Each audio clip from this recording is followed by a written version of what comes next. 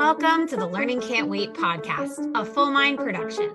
At Full Mind, our vision is to ensure every child has access to an exceptional education. Each episode, we will be joined by pathfinders within and around the education space who are bringing about transformational change on behalf of deserving students. I am your host, Haley Spirabauer. Welcome back, everybody, to the Learning Can't Wait podcast. Today's guest is a bucket list guest for me. And if you know me, you'll soon know why that is. I'm so honored and thrilled to introduce Dr. Brenda Lewis, the Superintendent of Fridley Public Schools, to Learning Can't Wait. Welcome, Brenda. It's so good to be here. Thanks for this honor. Thank you so much for joining us. I know there has been a lot going on in your community. You have been all over the news as an outspoken proponent of ensuring your children are in school every day, which seems controversial in the news, but isn't so controversial in reality. And we'll get to that. But I'd love for you to tell everybody how you came to be the personal and professional version of yourself, just to kick us off. Okay, great. Well, without showing my age, I'm 27 years now in education. That's the only profession I've held. So I started as a paraeducator when I was in college, and then I became a first grade teacher, and then that led to assistant principal, principalships, serving at the cabinet level, assistant sup, and now superintendent. And I have sat in a number of seats, and I've been in a number of school districts and I've also been overseas and have worked in charter Catholic. So it's been really a journey. Most of my career, though, has been in public schools. Most of my career has been in Minnesota, and this is my fourth year now in Fridley Public Schools, fourth year as a superintendent. This is my first superintendency. They tell you that year 3 is like a great year as a superintendent. And year 3 for me was ICE Metro Surge. So I'm not certain that I certainly hope that's not my best year in my career, but that was my third year. So there we go. I'm also a mom to 3 children, and I've got now a senior in high school, a junior, and a freshman. So I have that aspect as well. Well, your third year may have been a very challenging year, but it was certainly a defining one. Before we jump into the details of that experience, you mentioned yourself, this is your fourth year, you're heading into a superintendent. You're also a mom to 3 kids in district. Can you talk a little bit about? Yeah, go ahead. 2 of my kids are in district and 1 goes to neighborhood district. Yeah. Okay. So 2 kids in district, but all kids who are in school, K-12, kind of what you're leading. I've done a lot of reflecting recently about how it is to be a parent and an educator. You have a unique position. Can you talk about how being a parent and a superintendent shapes the way you lead? Mm-hmm. As a superintendent, including during ICE Metro Surge, I felt way more competent than I do as a mom of teens, especially as a mom of 2 girls. My son is pretty easy, and my girls are easy too, but in a different way. So I would say being a mom is really, really humbling. And I would say if I had a do-over card, my children have only been with me when I've been a principal or up. I did not have children when I was a teacher or an assistant principal. And I think the biggest learning for me is I've always had my children in the system that I've been in.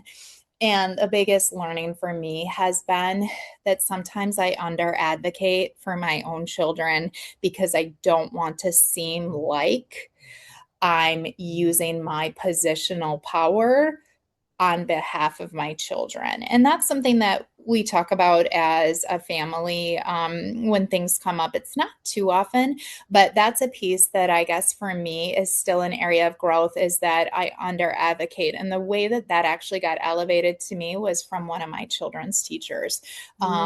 Is that I under advocate for my children. So it's an interesting balance when you have to do that role as being a parent and being the superintendent of schools. And my children are children of Nigerian immigrants.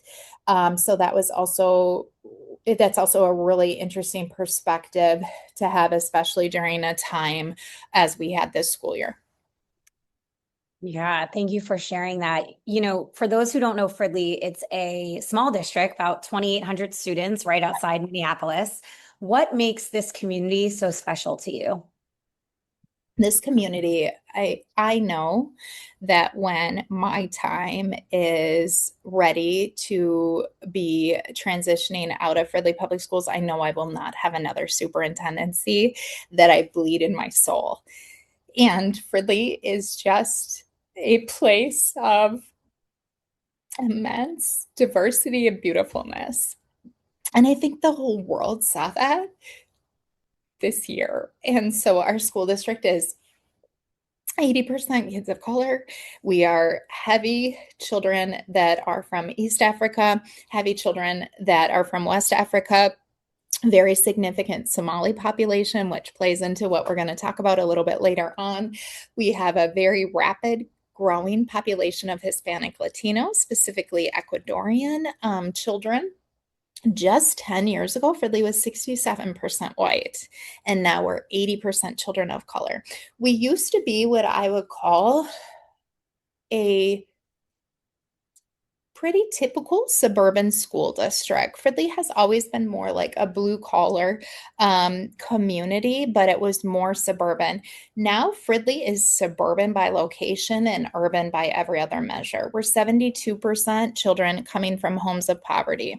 3 years ago when I came, we were 13% children that are multilingual. Now we're 20 and growing. So that just kind of tells you about the footprint of Fridley Public Schools. And to your point, we're located right outside of Minneapolis.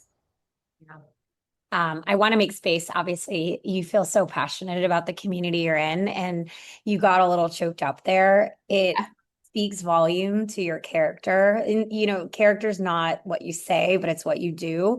And here it feels like your character's on display and how you feel. So I just want to say thank you for your vulnerability. I am going to now dive in a little bit to this past year. So this past year, Fridley became a national story because of Operation Metro Surge and the ICE activity near your schools. Can you walk us through what it actually looked like day to day for your staff and your families? And Haley, I'm going to do just a tiny bit of wordsmithing on you. Our immigration activity actually occurred on school district property. Yeah. So while ICE agents were also near all the time, what I'm going to talk about and center on today is them actually physically being on school district property and preventing children of their constitutional right to attend school. Thank you for that correction. As I said it, I actually caught it and I should have corrected myself, but appreciate you keeping me honest as I should be. So yeah, and no problem. And the reason that I wanted to really make that distinction is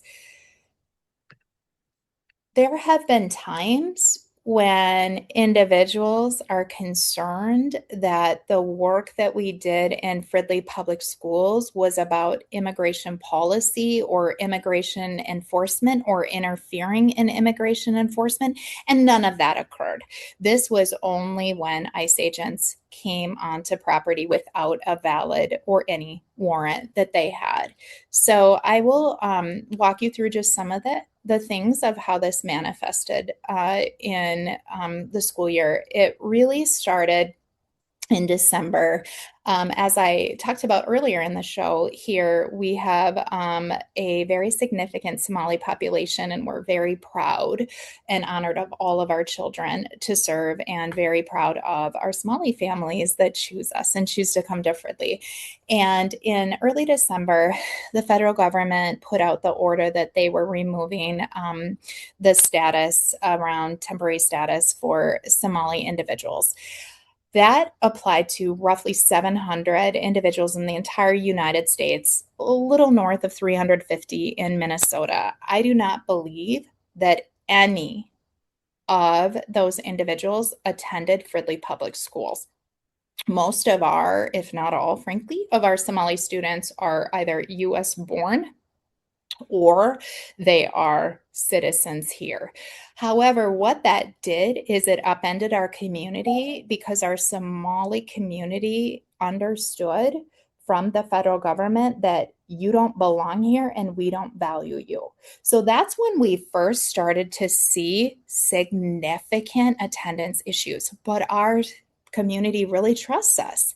And we've worked hard for that trust, and we should, because our Somali community has not always in public education been treated in a manner that they should be and deserve. So we then started to stand up transportation door to door because our families were really worried about bus stops. They were really worried about their children walking, right?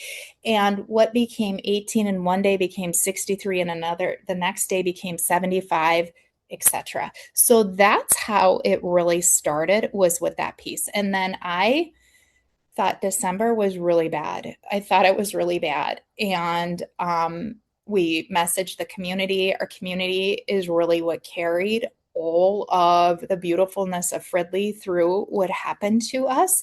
And I kept telling people, and I think maybe it was my brain subconsciously helping us to cope in the moment and not understanding the horror that was coming. I kept telling people, we have a 2-week winter break. Ice Metro Surge is going to die down into after winter break. Like, they're going to leave. Like, this is horrible. We just got to get through, right? And I think that temporary order came out around December 9th. So we really, and it seemed like a long period of time, but we made it. We made it to winter break, right?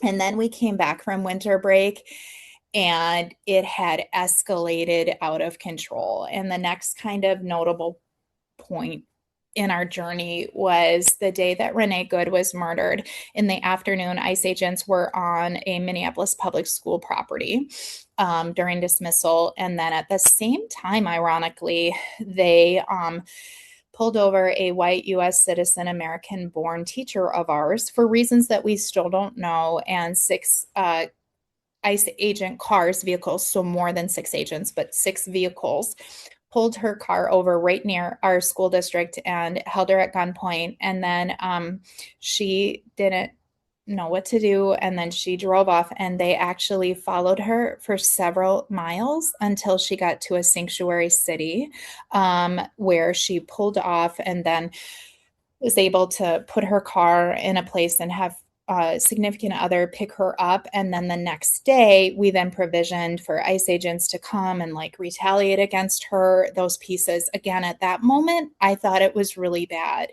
Messaged out to the community. That same day, then that day after this traffic stop, we had a teacher that went during her lunch break to a very close restaurant here, grabbed to go order, and ICE agents came and did a raid at that time. And then the teacher got confronted and yelled and screamed at, and it was a really it was a dangerous situation.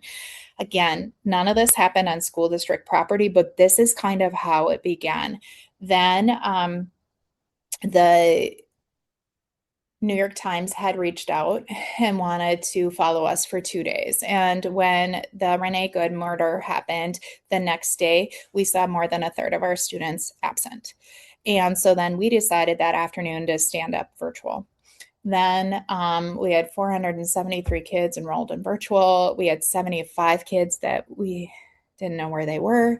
In addition to the virtual, it was we had families not able to leave their homes. So we started standing up grocery support, rental support, all the things. And then when the New York Times reached out, they went with me to a press conference, which was kind of a turning place where one of our local senators asked for me and others to speak and to talk about the impact. And during that time, when we were in the press conferences, when threats started to come to us about the work around ICE and protecting our children. And then if you fast forward, that day after the press conference is when we first had our first ICE involvement on school district property. And they were just there. We had stood up observers as well for arrival and dismissal. Then it heated up more, where the day after the New York Times article came out, the day of, excuse me, came out like 4 o'clock Minnesota time. Then we had ICE agents stage in our middle school parking lot, and we were doing a huge rental that day at our middle school and high school, over 1,000 people coming. And we had like 30 to 40 ICE vehicles sitting staged in our school district parking lot. At the same time, they were also staging in another school district parking lot at an elementary school. Then that Monday, following that, they were also staged again during a school day at our Fridley Middle School before the school day started. No reason given, no warrants, no contacting the superintendent's office. Then that afternoon, um, we had a school board member see on her Ring camera footage that several ICE vehicles were sitting outside of her house for a pretty lengthy time. She's a US born, American born citizen, white, racially identifies white. Then later in that week, I suspected I was being followed to work by ICE agents. And at that time, it was kind of scary, but it was a good little warning for me because I learned how to navigate that. And then during the day, all chaos broke out. We were doing our morning patrols, and board members were letting us know that there were vehicles sitting outside their home. We were seeing these ICE agents. So, literally, for 6 to 7 hours, ICE agents were sitting outside the homes of board members. And in one sense, that's horrible. In another sense, at least then we knew they weren't trying to, their resources were being used on school board members instead of targeting our children, right? So then, and this all happened in one day. I thought this was our worst day, but it wasn't. Then that school board member was followed for 1.5 hours. We don't know why. She also had what I call kind of a double interaction. They were also sitting outside her home. Then that afternoon, 5 o'clock or so, I left here the same morning that I was followed on all this chaos. And I went to a school district bingo event at an elementary school, and I was followed pretty aggressively by ICE agents that afternoon. But at this point, I had become so numb. It was the craziest thing. Like, looking back, I got to the bingo event and one of our security team members was there, and he's like, "Hey, Dr. Lewis." And I'm like, "Hey." And he's like, "How are you?" And I know him very well. And I said, "Oh, I was just followed here by ICE agents." And he's like, "How many?" And I said, "Only like 6 vehicles, but like nothing happened. They just pushed me over to the side of the road. I just kept going. Like, it was just like," and then like they kept following me and cutting me off, and he's looking at me and he's like, "Okay." And then to the point where I didn't even tell, like, I forgot to tell our assistant superintendent. Like, I just forgot. Right. And so it was like, none of that is normal, but that just kind of tells you the mindset. Then um, we again are doing press conferences and things like that because I knew that we needed helpers. And when I first started out, I said, "We have no helpers." And then I started to say, "We're building our own helpers." And a huge helper in that was actually the media and elected officials. And what they would do is they would come and they would come on our patrols, and they would always start naively like, "Oh, I wonder if we'll see ICE today." And I'm like, "You're going to see ICE. What we want is we want to have no interaction on school district property. That is all we care about." And then I would always say to whoever was with me after patrol, I would say it was a good day. No one got murdered and no one got snatched. Like, and that was a good day for us. And Wow. just looking back on how crazy that is, then we had kind of a really bad day. We were on patrol in the morning, and a principal reached out with her protocol, and she had ICE agents. Her school is like 1 block away from a roundabout, and the roundabout, 6 ICE vehicles got in the roundabout at arrival and prevented our crossing guards, which are adults, employees, from crossing our children. and the children couldn't come to school at that moment because they wouldn't stop circling in the crosswalk, and then I mean the roundabout. And then what they would do is they would go, it's marked 35 there, but it's a school zone also, right? And so they would go up and down at rapid rates of pace, and we're a very urban footprint in our district, so the school is right next to this road and everybody has to use the road. So that was happening. The roundabout is happening. They're racing up and down. Then this vehicle of at least 4 ICE agents who are wearing armbands up here come in, and they start screaming and yelling at our principal during arrival and school staff and families, and filming them and videoing and taking pictures of them. And then they said they were media, but they weren't. And we at this point knew exactly media has badges, they call ahead, they reserve all that. It was ICE agents then posing as media. At this point, I was over there managing this. It was also super cold, super cold. We are literally, as families are now coming after arrival, I am out there along with other team members, literally saying to families, again, most of our families are Black and brown, literally saying, ICE is here. Do not get out of your car, because when you come a little bit after arrival, you walk your child in, especially at an elementary. And I'm like, do not get out. I'm like, you're Black. Please do not go above 35. Set your cruise. Make sure you use your blinker, like turn into the right. Like the superintendent of schools is grabbing children out of cars and warning families about ICE agents who are creating absolute chaos. This is also the morning that it was announced that 700 ICE agents were exiting. Then at the same time, as if that wasn't enough, a school board member reaches out and says, I'm being followed by ICE. And she had her 3-year-old in the back. She lives right by this school. She's her 3-year-old in the back, and her child attends our school district for childcare and is getting followed on the way as a school board member, US born, white, American school board member. So that day happened.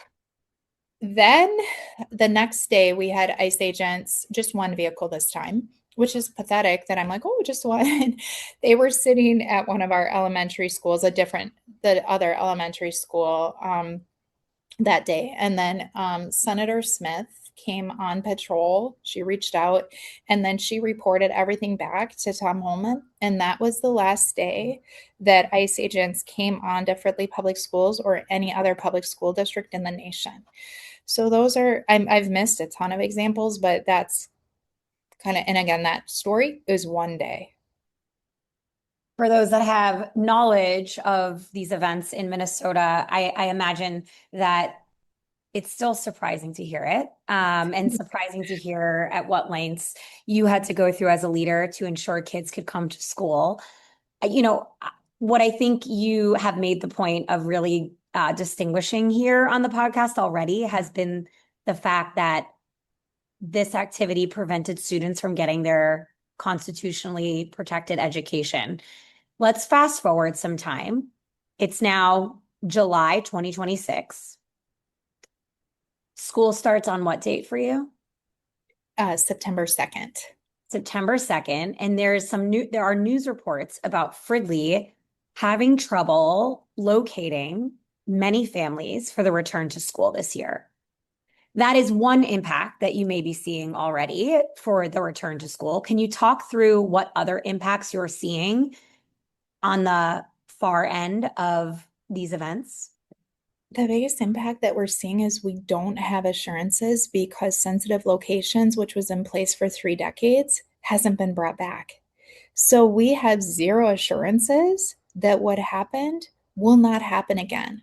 So that's the biggest impact. There's been no, I struggle with the right word. Closure is not the right word, but it's the word that I'm coming. There's no closure. There's no assurances, right? So we have these ugly, horrific signs that I had installed that say, like, you can't come on property, you can't do surveillance, etc. Is that really going to prevent ICE from coming onto our property? No, but it's one more line in the sand where we say we expect you to follow the law.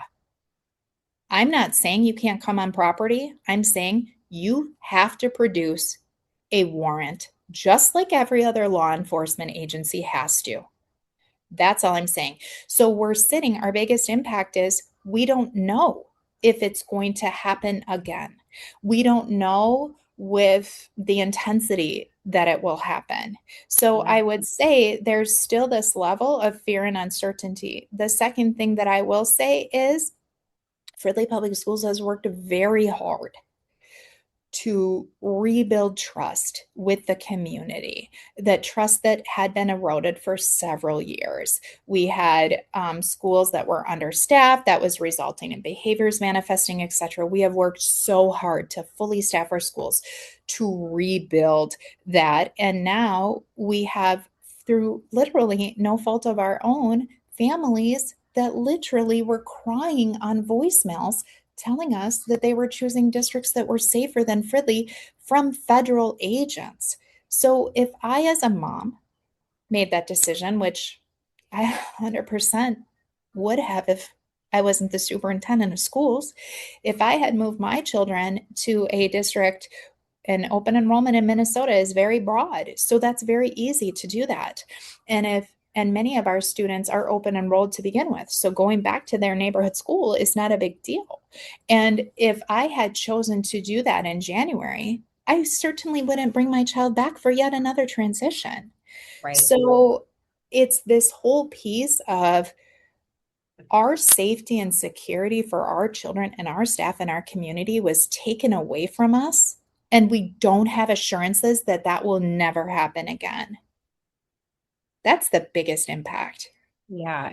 I am envisioning what it must feel like on a personal level to have this community that you're so proud of, that you started the call speaking so highly of, and seeing it fractured in so many ways. You've talked a lot in the media about your staff showing up in extraordinary ways all year. And I'm wondering how that level of resiliency has become normal. How are you protecting your teachers and staff Mhm. for next year so that they can recharge and come back with the energy that they need to both protect but also educate the Mhm. students of Fridley? Yeah. The first way that I would say that we're doing that is acknowledging what happened. So many people being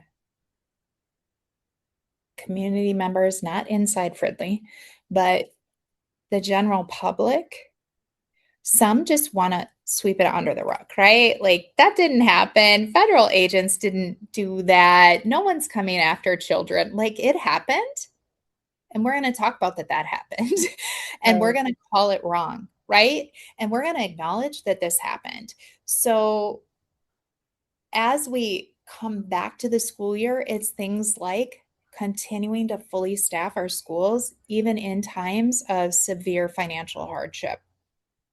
It's ensuring that our Black and Brown and immigrant staff feel safety first and belonging. If you had talked to me last year, well, I wouldn't even have this concept right.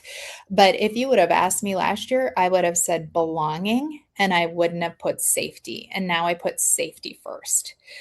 We have to ensure that staff feels safe, right? And not targeted. And then we have additional supports if people want to go beyond the employee assistance program. Our health insurance partners have offered that additional support. And we use language, including in school board presentations, that say, with the impact of ICE Metro surge. So that's what I mean is when we talk about it and we validate that, right? Mhm. That's what we talk about and that's how we acknowledge and we honor what happened to our community, but more importantly, we honor that the level that our staff went to is not sustainable. And number two, I continue to say, please don't normalize this. And that's what I think is really the underpinnings. It happened. It was horrible. It was unacceptable. We will continue telling our story so that it never happens to us or anyone again.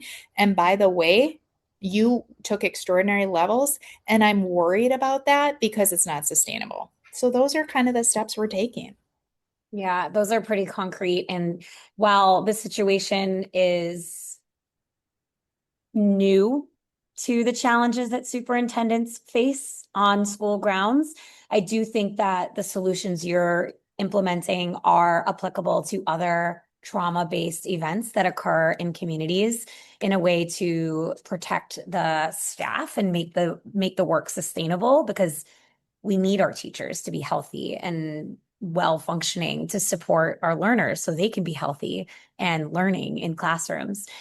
I want to switch gears a little bit, not to gloss over these events, but I know there are so many things you're excited about and hopeful for this school year.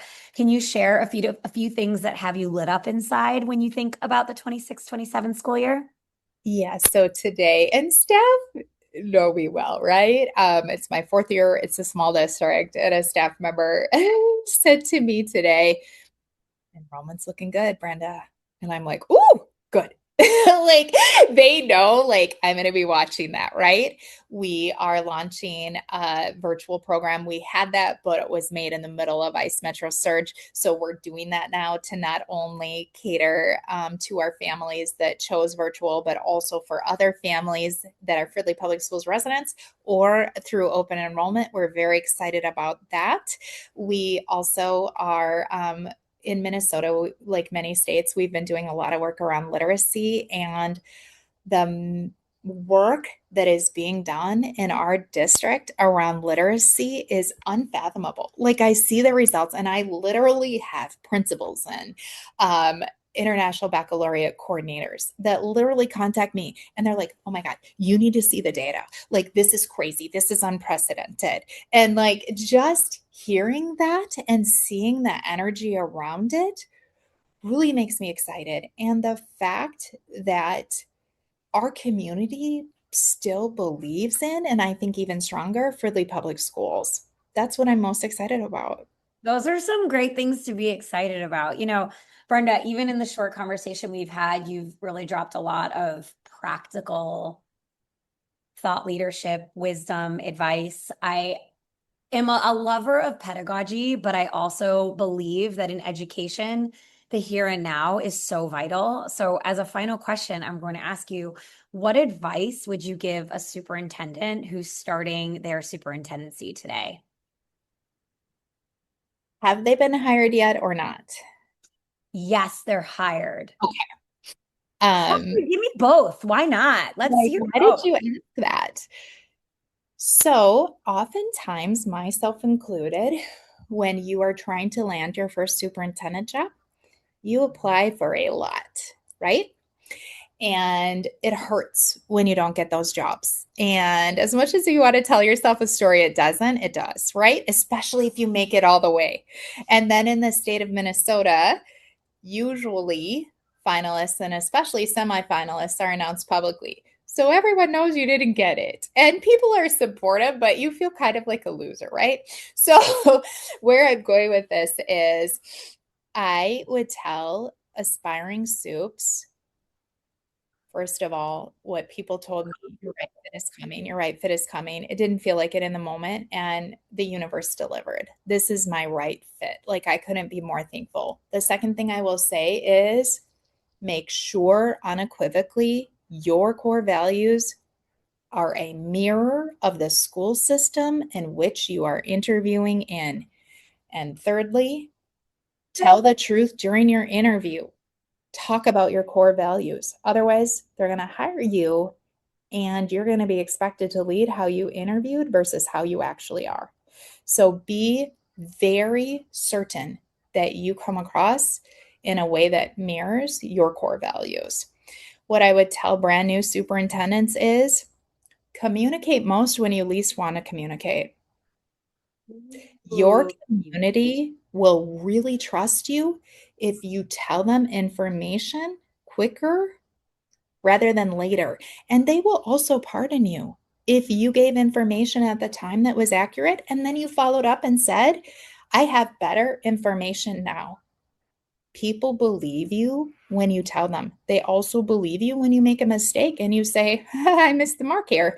So I think that communication is the number one piece that builds trust. And the second thing that I will say is, do not keep your board in a place where they don't have the decisions to make the information to make good governance decisions, because oftentimes we talk about governance versus management.